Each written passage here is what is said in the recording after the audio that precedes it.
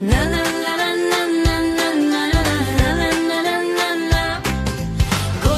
цела како книга шарена, со 12 месеци убаво е направена. Јануари прве со снег и со мраз, снежко пред врата ни намегнува на нас.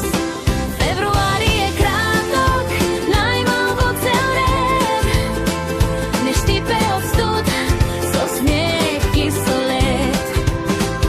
Март ни ја носи пролетта мила, кокиче малечко си добива сила.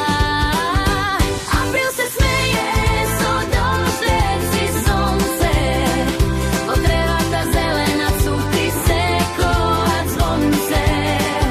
Мај ни е цветен, мириса на мед, вредната пчеличка лета по свој ред. Јуни ни вика, летото е тука, училишното звонче престанува да чука. Во јули се бањаме во езеро и море, сонцето златно не грее од горе.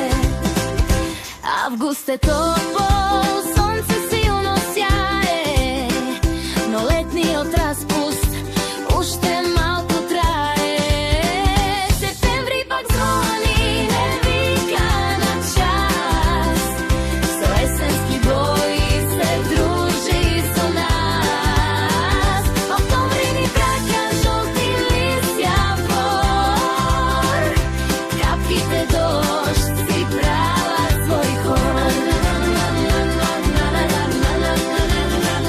Код ноември е ладен, ветре силно дува, со топло капче главчето се чува. Декември на крајот, елкани кити, за новата година радосни сме и сите.